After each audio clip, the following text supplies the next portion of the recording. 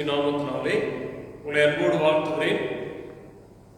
உயிர்த்தெழுந்த திருநாளுக்கு பின்பாக வருகின்ற 2ஆம் ஞாயிற்றுக்கிழமையிலே உங்களை இந்த காணொளி காட்சி வழியாக சந்திப்பதிலே நான் மிகவும் மகிழ்ச்சி அடைகின்றேன்.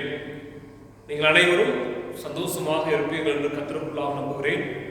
இந்த சூழல் அனைத்தும் சீக்கிரமாக மாறி மீண்டுமாக நாம் அனைவரும் கர்த்தருக்குள்ளாக அவருடைய ஆலயத்தில் இருந்து அவரை ஆராதிக்க நம்முடைய அன்பை பகிர்ந்து கொள்ள ஆண்டவர் தொடர்ந்து அனுக்கிரகம் பாராட்டுவாராக. இந்த ஆராதனை காரணமாக நாம் அனைவரும் தலைகளை தாழ்த்தி ஜெபம் செய்வோம். நேசிக்கிற அன்பின் ஆண்டவரே, நீர் தந்த இந்த ஓய்வு நாளுக்காக நன்றி செலுத்துகிறோம்.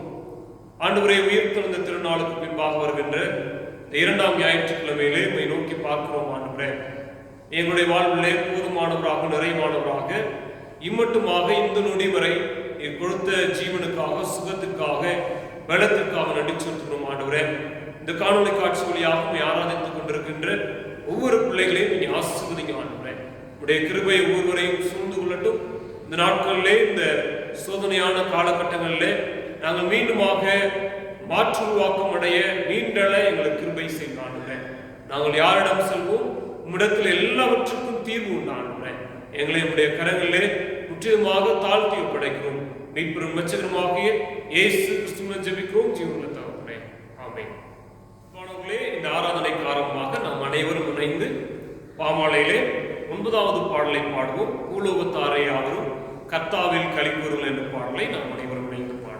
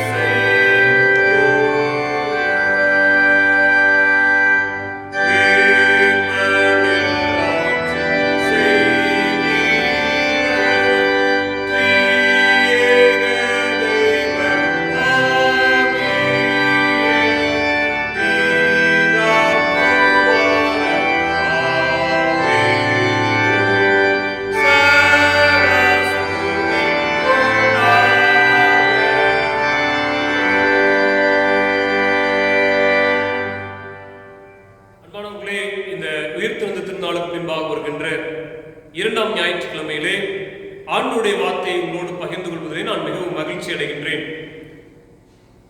கர்த்தருக்குள் எப்பொழுதும் சந்தோஷமாயிருங்கள் என்று வேத வசனம் சொல்கிறது. எந்த சூழ்நிலை வந்தாலும் ஆண்டவருடைய சமூகத்திலே நம்மை முழுமையாக அர்ப்பணிப்போம். இந்த இக்கட்டான நெருக்கடியான சூழ்நிலை மத்தியிலே ஆண்டவருடைய சமூகத்திலே அவருடைய திருப்பாதத்திலே நம்மை அர்ப்பணிக்கும் விதமாக, ஆண்டவருடைய வார்த்தைகளை கேட்கும் விதமாக நாம் அனைவரும் தாழ்த்தினவர்களாக கண்களை மூடி திருப்பாதம் நம்பி வந்தேன் கிருபை நிறை இயேசுவே என்ற பாடலை ஜெப சிந்தையோடு நாம் அனைவரும் இணைந்து பாடுவோம்.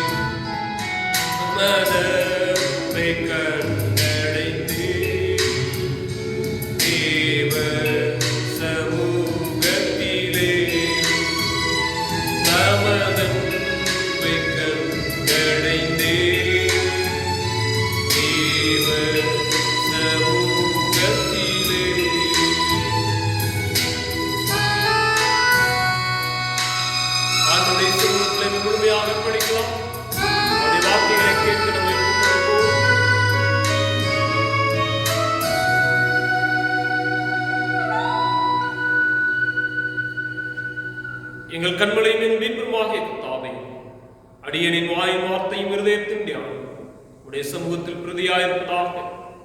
ஒவ்வொருவருடைய வார்த்தைகள் பேசி மீன்புறும் ரட்சகருமாகிய இயேசு கிறிஸ்துவின் ஜெபிக்கிறோம் ஜீவனுள்ள தகப்பனே. இன்றைக்கு நாம் சிந்திக்கும்படியாக திருச்சபை நமக்கு கொடுத்த தலைப்பு என்னவென்று பார்த்தோம் என்றால், செம்பொருள் என்னவென்று பார்த்தோம் என்றால், invitation to Christ hospitality. Invitation to Christ hospitality. கிறிஸ்துவின் விருந்தோம்பலுக்கு அழைப்பு. கிறிஸ்துவின் விருந்தோம்பலுக்கு அழைப்பு. இங்கே இரண்டு விதமான வார்த்தைகளை நாம் பார்க்கிறோம். ஒன்று விருந்தோம்பல், இன்னொன்று அழைப்பு. Hospitality and invitation. இது யாருடைய அழைப்பு என்று பார்த்தோம் என்றால் கிறிஸ்துவின் அழைப்பு, கிறிஸ்துவின் விருந்தோம்பலுக்கான அழைப்பு. விருந்தோம்பல் என்றாலே நமக்கு நன்றாக பரிச்சயமான ஒன்று. நம்முடைய வாழ்வியலிலே அது அடிப்படையான ஒன்று. தமிழருடைய பண்பாடு என்றெல்லாம் நாம் பார்க்கிறோம். விருந்தோம்பல் தமிழருடைய பண்பாடு என்றெல்லாம் நாம் பார்க்கிறோம். இந்த விருந்தோம்பலை குறித்து தான் இன்றைக்கு நாம் சிந்திக்கலாம் என்று ஆசைப்படுகிறேன். விருந்தோம்பல் என்பதற்கு இன்னொரு வார்த்தை உபசரிப்பு என்றெல்லாம் நாம் பார்க்கிறோம். உபசரிக்கின்ற காரியம். பொதுவாக நம்முடைய வாழ்விலே யாராவது ஒரு நபரை பார்த்தோம் என்றால், அல்லது நமக்கு அன்பான ஒரு நபரை, நமக்கு தெரிந்த நபர்களை பார்த்தோம் என்றால், அவர்களை வீட்டிலே அழைத்து உபசரிப்பது அல்லது விருந்தோம்பல் அளிப்பது என்பது நமக்கு மிகவும் ஒரு மகிழ்ச்சியான ஒரு செயலாக நம்முடைய வாழ்விலே காணப்படுகிறது. இன்றைய நாளும் கூட கிறிஸ்துவின் விருந்தோம்பலுக்கான அழைப்பு எப்படிப்பட்டதாக இருக்கிறது என்பதைத்தான் நாம் சிந்திக்கும்படியாக வந்திருக்கிறோம். விருந்தோம்பல் என்றாலே அதிலே விருந்து என்ற ஒரு மிகப்பெரிய காரியம் இருக்கிறது என்பதை நாம் சிந்தித்து பார்க்கும்படியாக வந்திருக்கிறோம்.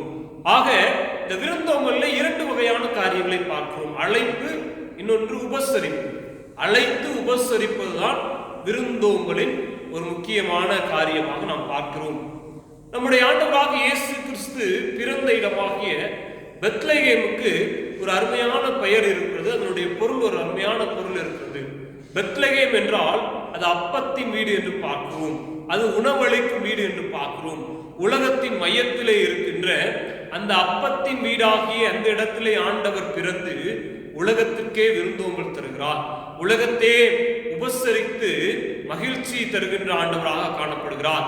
அவருடைய உயிர்த்தெழுதலின் செய்தியும் அதைத்தான் நமக்கு இங்கே அதிகமாக அறிவுறுத்துகிறதை பார்க்கிறோம். அன்பானவர்களே, விருந்தோம்பல், கிறிஸ்துவின் விருந்தோம்பல் எப்படிப்பட்டதாக இருக்கிறது, நம்முடைய விருந்தோம்பல் எப்படிப்பட்டதாக இருக்கிறது என்பதை குறித்து தான் இன்றைக்கு நாம் சிந்தித்து பார்க்கும்படியாக வந்திருக்கிறோம். உயிர்த்தெழுந்த ஆண்டவராக இயேசு கிறிஸ்து சீசர்கள் மத்தியிலே நமக்கு, அவரை பின்பற்றுகின்ற இந்த உலகம் முழுவதும் உள்ள மக்களுக்கு இந்த விருந்தோம்பலை எப்படி கொடுக்கிறார், இந்த விருந்தோம்பலின் மூலமாக எப்படி அழைப்பு கொடுக்கிறார் என்பதைத்தான் இன்றைய நாளிலே நாம் திருச்சபையாக இணைந்து சிந்தித்து பார்க்கும்படியாக வந்திருக்கிறோம். அன்பானவர்களே, தொடர்ந்து ஆண்டவருடைய வார்த்தையை நாம் சிந்திப்போம். இங்கே முதலாவதாக நாம் கற்றுக்கொள்ளக்கூடிய காரியம், இன்றைக்கு திருச்சபை நமக்கு கொடுத்த முதல் வேத பாடத்திலே பார்க்கிறோம். ஆதியாகமம் 18ஆம் அதிகாரம் 1 முதல் 10 வரைக்கும் உள்ள வார்த்தைகளை நாம் கவனித்து பார்த்தோம் என்றால் இது நமக்கு மிகவும் பரிச்சயமான ஒரு பகுதி. 1ஆம் வசனத்திலே பார்க்கிறோம், பின்பு கர்த்தர் மம்ரேயின் சமபூமியிலே அவனுக்கு தரிசனமானார். அவன் பகலின் உஷ்ண வேளையில் கூடார வாசலிலே உட்கார்ந்திருந்து, 2ஆம் வசனத்திலே பார்க்கிறோம், தன் கண்களை ஏறெடுத்து பார்க்கும்போது இதோ 3 புருஷர் அவனுக்கு எதிரே நின்றார்கள்.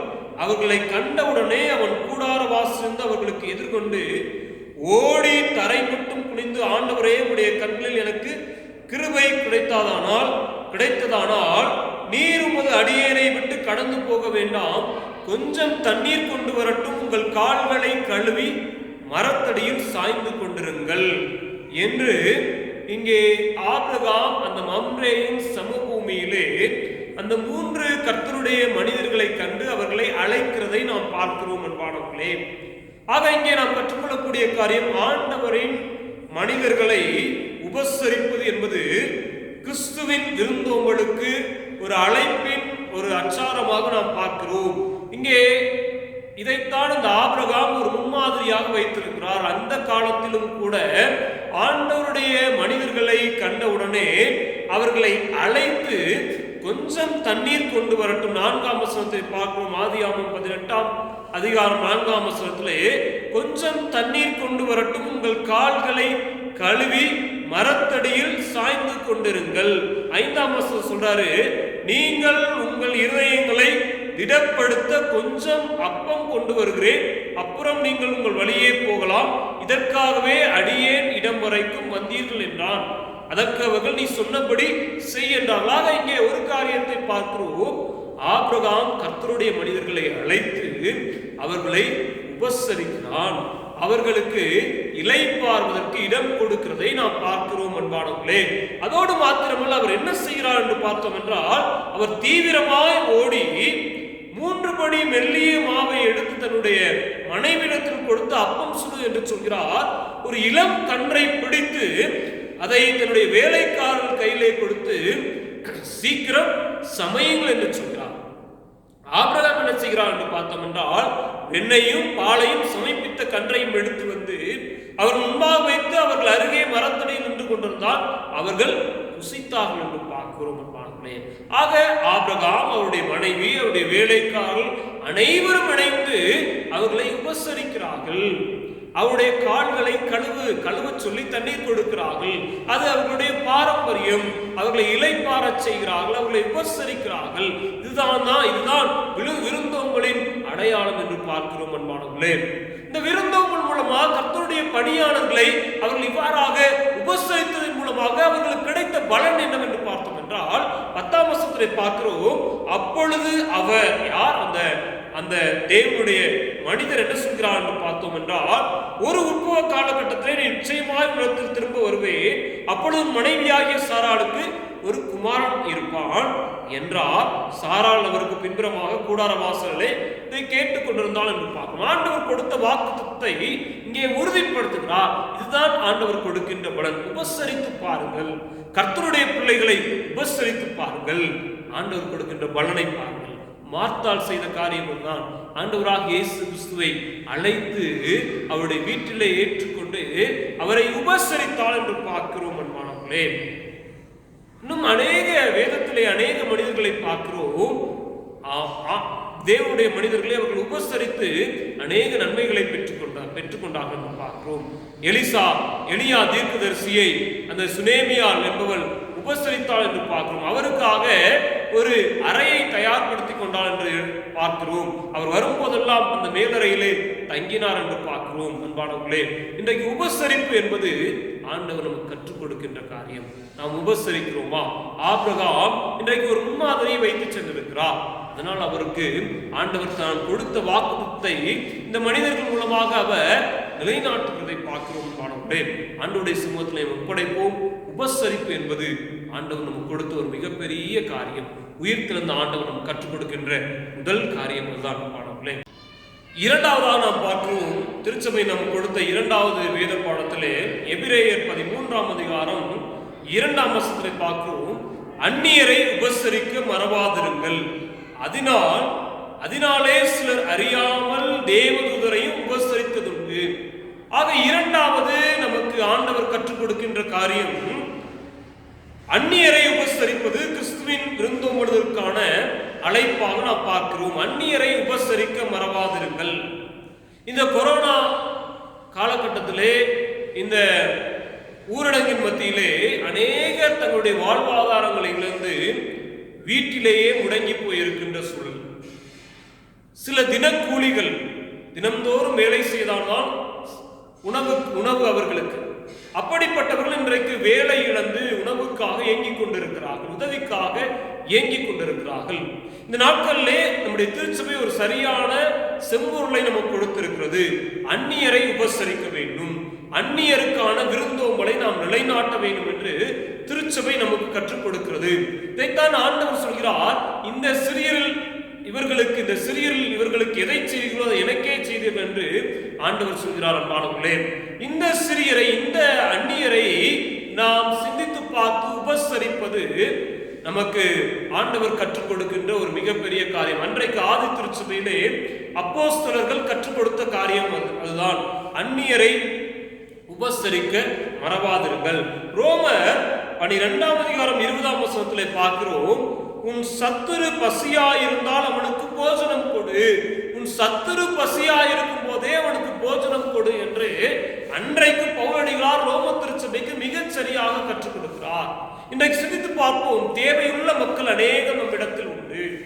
உயிர்த்தெழுந்த ஆண்டவர் நமக்கு கற்றுக் கொடுக்கின்ற காரியம் தான். இந்த உயிர்த்தெழுதலின் நம்பிக்கையை இறந்து போனவர்களிடம் எப்படி நாம் விதைப்பது? உபசரிப்பதன் மூலமாக, அந்நியருக்கு உதவுவதன் மூலமாக, அந்நியரை உபசரித்து ஆண்டவருடைய சமூகத்திலே வழிநடத்த நாம் அழைக்கப்படுகிறோம்.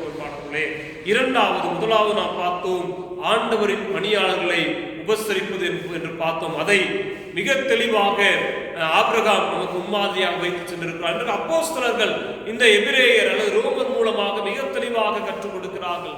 அந்நியரையும் உபசரியுங்கள், சத்துருக்களையும் உபசரியுங்கள், அப்பொழுது ஆண்டவர் நமக்கு மிகுந்த பலனை கொடுக்க போகிறார். என்ன பலன் இந்த பகுதியிலே பார்த்தோம் என்றால், அதனாலே சிலர் அறியாமல் தேவதூதரையும் உபசரித்ததுண்டு. அந்நியரை போல ஆண்டவர் கொண்டார். அந்நியரை போல தேவதூதர்கள் நம் மத்தியிலே வருகிறார்கள். அவர்களை நாம் உபசரிக்கிறோம். நாம் அந்நியரை உபசரிக்கும் போது ஆண்டவரை உபசரிக்கிறோம், தேவதூதர்களை உபசரிக்கிறோம். ஆக நாம் வாழ்ந்தால் போதும், என்னுடைய குடும்பம் வாழ்ந்தால் போதும் என்ற சுயநல உலகத்திலே இருக்கிறோம். ஆனால் நாம் உபசரிப்பு என்பது, உதவி செய்வது என்பது, யாரை உதவி செய்கிறோம்? ஆண்டவருடைய பணியாளர்களை மாத்திரமா அல்ல, அந்நியரை உபசரிக்க நாம் அழைக்கப்படுகிறோம்.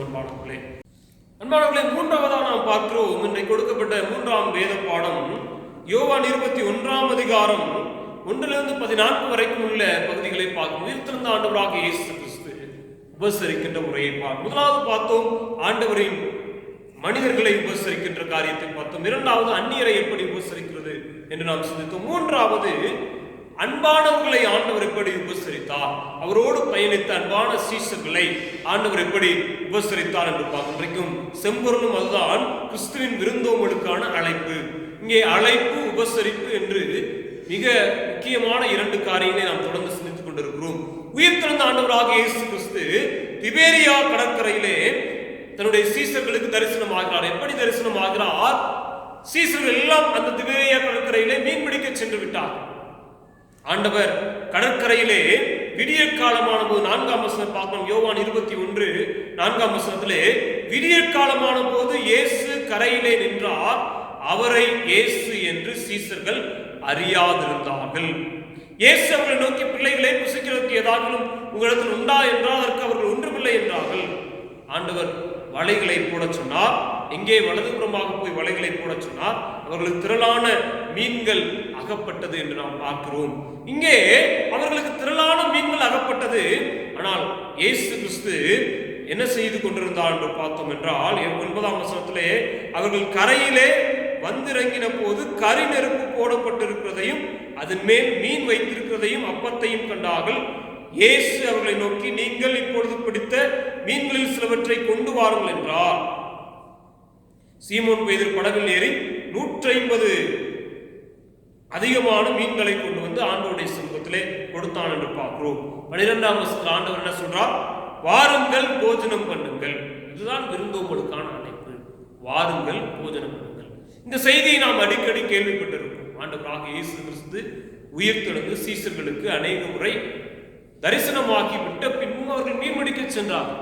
ஆனால் ஆண்டவர் அதை பார்த்து கோபப்படாமல், இவர்கள் என்னை அறிந்து விட்டார்களே, நான் உயிர்த்தெழுந்த என்னை அறிந்து விட்டார்களே, இன்னும் இவர்கள் என்னுடைய பணியை செய்யாமல் இருக்கிறார்களே என்று ஆண்டவர் சிறிதேனும் அவர்கள் மீது கோபம் கொள்ளாமல் அவர்களை பார்த்து அழைக்கிறார். அவருடைய பசி தீர்க்கிறார். வாருங்கள், போஜனம் பண்ணுங்கள் என்று அழைக்கிறார். இதுதான் ஆண்டவராக இயேசு கிறிஸ்துவின் ஒரு மிகப்பெரிய பண்பு. எந்த சூழ்நிலையும் கோபப்படாமல் அவர்களை பார்த்து அழைக்கிறார். வாருங்கள், போஜனம் பண்ணுங்கள். அங்கே ஆண்டவரை அவர்கள் காண்கிறார்கள். தங்களை முழுமையாக ஒப்படைக்கிறதை நாம் பார்க்கிறோம். அன்பானவர்களே, இதுதான் ஆண்டவராக இயேசு கிறிஸ்துவின் உபசரிக்கின்ற தன்மையை பார்க்கிறோம்.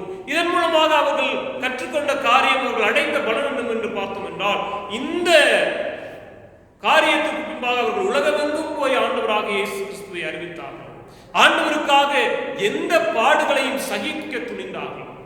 ஆக நாம் முதலாவது பார்க்கிறோம் ஆபிரகாமின் மாதிரியை பார்க்கிறோம். இரண்டாவது அப்போஸ்தலரின் மாதிரியை, மூன்றாவது எல்லாவற்றுக்கும் மேலாக ஆண்டவராக இயேசு கிறிஸ்து ஒரு மிகப்பெரிய முன்மாதிரியை வைத்து சென்றிருக்கிறார். எப்படி தன்னுடைய சீஷர்கள் மீன்பிடிக்க சென்ற பின்பும் அவர்களை அன்போடு அழைத்து அவர்களை உபசரிக்கிறதை பார்க்கிறோம். வாருங்கள் என்று அழைத்து போஜனம் பண்ணுங்கள் என்று தான் சமைத்து வைத்ததை, அப்பத்தையும் அந்த சுட்ட மீன்களையும் அவர்களுக்கு கொடுக்கிறதை நாம் பார்க்கிறோம். இதுதான் ஆண்டவராக இயேசு கிறிஸ்துவின் அன்பு. அது நம்ம நெருக்கி ஏவுகிறதாக காணப்படுகிறது. அன்பானவர்களே, இன்றைக்கு சிந்தித்து பார்ப்போம். இந்த நிக்கட்டான சூழ்நிலை மத்தியிலே உயிர்த்தெழுந்த ஆண்டவர் நமக்கு கொடுக்கின்ற அழைப்புகள் தான், வாருங்கள் போஜனம் பண்ணுங்கள், வாருங்கள் போஜனம் பண்ணுங்கள், எல்லோரையும் அழைத்து வாருங்கள், இந்த பந்தியிலே அழைத்து வாருங்கள், இந்த அன்பின் பந்தியிலே அழைத்து வாருங்கள், உங்களிடம் உள்ளதை மற்றவரிடம் பகிர்ந்து கொள்ளுங்கள், வாருங்கள் என்று அழைத்து அவர்களுக்கும் போஜனம் கொடுங்கள், தேவையுள்ள மக்களை சந்தித்து அவருடைய தேவைகளை தீருங்கள் என்று ஆண்டவர் அழைக்கிறார். இதுதான் ஆண்டவராக இயேசு கிறிஸ்துவின் விருந்து உங்களுக்கான அழைப்பு. சிந்தித்து பார்ப்போம், நாம் எப்படிப்பட்டவர்களாக வாழ்ந்து கொண்டிருக்கிறோம். இந்த உலகமயமாக்கப்பட்ட, தாராளமயமாக்கப்பட்ட, தனியார் மயமாக்கப்பட்ட இந்த உலகத்திலே வாழ்ந்து கொண்டிருக்கின்ற நாம், உலக மனிதன் முழுவதும் இன்றைக்கு வேறு விதமாக சென்று கொண்டிருக்கிறது. அது சுயநலம் சார்ந்ததாக சென்று கொண்டிருக்கிறது. ஆனால் இன்றைக்கு இந்த கொரோனா மூலமாக அநேகர் தங்களுடைய உதவிக்கரங்களை நீட்டிக் கொண்டிருக்கிறார்கள். இன்றைக்கு ஆண்டவரை ஏற்றுக்கொண்ட, உயிர்த்தெழுந்த ஆண்டவரின் அனுபவத்தை பெற்றுக்கொண்ட நாம் கூட இந்த பணிகளை நம்மை முழுமையாக அர்ப்பணித்துக் கொள்ள அழைக்கிறோம். வாருங்கள், போஜனம் பண்ணுங்கள். ஆண்டவருடைய சமூகத்திலே நம்மை முழுமையாக அர்ப்பணித்து கண்களை மூடி ஜெபிக்கலாமா? நேசிக்கிற அன்பின் ஆண்டவரே, இந்த நாளிலே நீ கற்றுக் கொடுத்த இந்த வார்த்தைக்காக நன்றி செலுத்துகிறோம் ஆண்டவரே. தொடர்ந்து உம்மை தியானிக்க எங்களை அர்ப்பணிக்கிறோம் ஆண்டவரே. இந்த இக்கட்டான சூழ்நிலை மத்தியிலே தேவையுள்ள மக்கள் அநேகம் உண்டு ஆண்டவரே. கண்ணீரோடு கவலையோடு தங்களுடைய வாழ்வாதாரங்களை இழந்து இப்படிப்பட்ட சூழல் வந்து விட்டதே என்று வீட்டிலேயே முடங்கி போயிருக்கின்ற மக்களை சந்தித்து ஆண்டவரே எங்களிடம் உள்ளதை கொடுக்க கிருபை செய்யுங்க ஆண்டவரே. நீரும் கூட அந்த சூழ்நிலை மத்தியிலே சீசர்களை பார்த்து ஆண்டவரே இவர்கள் மீன் பிடிக்க சென்று விட்டார்களே என்று நீர் கோபப்படாமல் அழைத்து வாருங்கள், போஜனம் பண்ணுங்கள் என்று உபசரிக்கிறார்கள். அதன் மூலமாக அவர்கள் அநேக பலனை பெற்றுக் கொண்டார்கள். ஆபிரகாம் உபசரித்தார், அப்போஸ்தலர் உபசரிக்க அழைக்கிறார்கள். நாங்களும் கூட மற்றவர்களுடைய வாழ்வை எண்ணி எளிய மக்களை உயர்த்த, ஆண்டவரை உபசரிக்க உதவி கரங்கள் நீட்ட கிருபை செய்கிறார். இந்த வார்த்தைகள் பேசப்பட்ட ஒவ்வொரு உள்ளங்களையும் அன்பின் கரங்களை கொடுக்கிறோம். குறிப்பாக இந்த நாட்களை தங்களை முழுமையாக அர்ப்பணித்து வருகின்ற ஒவ்வொரு மருத்துவர்களையும், மருத்துவ பணியாளர்களையும், தூய்மை பணியாளர்களையும், காவலர்களையும் அன்பின் கரங்களிலே கொடுக்கிறோம் ஆண்டவரே. ஆட்சியாளர்களுடைய அன்பின் கரங்களை கொடுக்கிறோம் ஆண்டவரே. அவர்களை எல்லா காவலோடும் காத்துக்கொள்ள வேண்டும் என்று சொல்லி இந்த சூழல் அனைத்தும் சீக்கிரமாக மாறி மீண்டும் உம்மை தொழுது கொள்ள என்னுடைய அன்றாட பணிகளை தொடர்ந்து உடைய ஆசீர்வாதத்தை அபரிவிதமாக பெற்றுக்கொள்ள கிருபை செய்யுங்கள். எங்களை மீண்டும் உடைய கரங்களிலே தாழ்த்தி ஒப்படைக்கிறோம். மீட்பெரும் இரட்சகருமாகிய இயேசு கிறிஸ்துவின் ஜெபிக்கிறோம் ஜீவனுள்ள தகப்பனே, ஆமென். நம்முடைய ஆண்டவராகிய இயேசு கிறிஸ்துவின் கிருபையும் பிதாவாகிய கடவுளின் தூய ஆவியரின் பாதுகாப்பு பராமரிப்பு நம்முடையவரோடு இன்றும் சதா காலம் நிலைத்திருக்கிறார்.